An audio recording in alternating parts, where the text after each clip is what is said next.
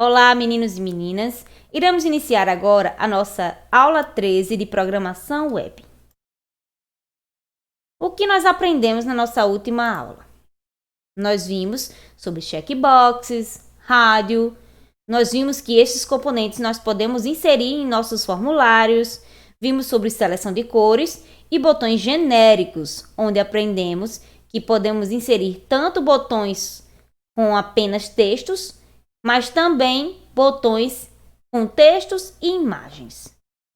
Hoje iremos iniciar o nosso estudo através do botão de reset. Esse tipo de botão serve para reiniciar os dados do formulário e para adicionar esse botão, usamos o elemento input com type igual a reset. Os textos desses botões são definidos com o atributo value. Então aqui no caso, nós temos um exemplo de como inserir um botão reset no nosso documento HTML. No caso aqui, type vai receber reset e o value vai receber reiniciar, porque é o texto que eu quero que tenha no meu botão, como está apresentado aqui, certo? Esse aqui vai ser o modo como vai ser apresentado para o usuário, para que ele possa utilizá-lo. Então, além daquela forma, nós temos outra forma de adicionar o botão reset no documento HTML, que é utilizando o elemento button com type igual a reset. E diferente do elemento input, o elemento button permite a criação de botões com imagens além de textos, da mesma forma do botão genérico que nós aprendemos na última aula. Então aqui nós temos um exemplo de como ficará no código HTML e aqui de como vai ser exibido no navegador para o usuário.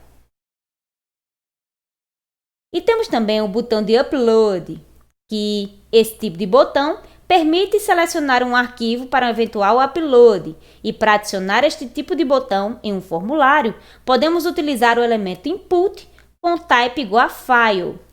E o formulário que contém esse botão deve possuir o atributo enctype com valor multipart ou form data. Aqui nós temos um exemplo em HTML de como seria um botão upload. No caso aqui, type vai receber file. E aqui é a maneira que vai ser apresentada no navegador para o usuário, onde ele vai poder escolher o arquivo para posteriormente fazer um upload. E nós temos uma imagem como botão de submit.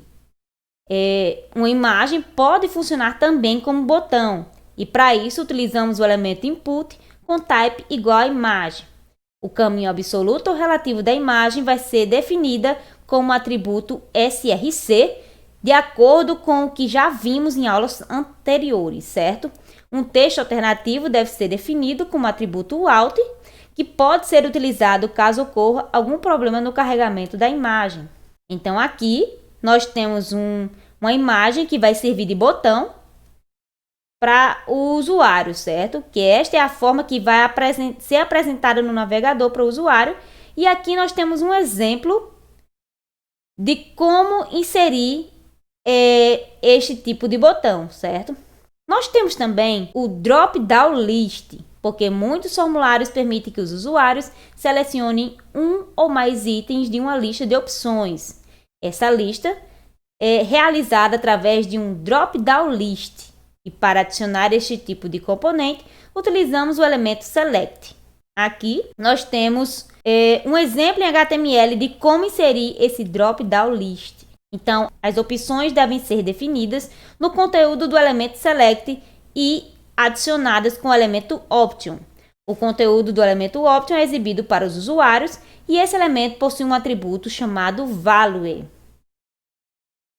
E aqui é um exemplo de como fazer no código HTML e este aqui é como este código vai ser apresentado para o usuário através do navegador. Então, por padrão, apenas um item do drop-down list pode ser selecionado pelos usuários, mas utilizando o atributo múltiplo, um ou mais itens podem ser selecionados. Geralmente, mantendo a tecla Ctrl pressionada, os usuários poderão escolher 2 ou mais itens. E aqui, utilizando o múltiplo, certo? Então, aqui, com esse atributo aqui, o usuário vai poder selecionar mais de uma opção. Então, no caso, nos drop-down lists com muitas opções, é interessante agrupá-las em categorias. Esse agrupamento pode ser realizado através do elemento OptGroup. Esse elemento possui um atributo chamado de label. E aqui nós temos um exemplo deste agrupamento. Está usando aqui a tag OptGroup label, recebendo região sudeste, aqui recebendo região sul e esse recebendo região nordeste. E aqui é como aquele código vai ser executado e apresentado para o usuário através do navegador. E aqui eu tenho uma atividade para vocês, onde eu quero que vocês me digam para que serve o botão Reset e para que serve o botão Upload. Então, o que nós aprendemos hoje? Nós vimos sobre tipos de botões. No caso, nós vimos o botão de Reset, botão de Upload. Vimos para que serve cada um deles, certo? Vimos também que uma imagem pode ser um botão para o usuário.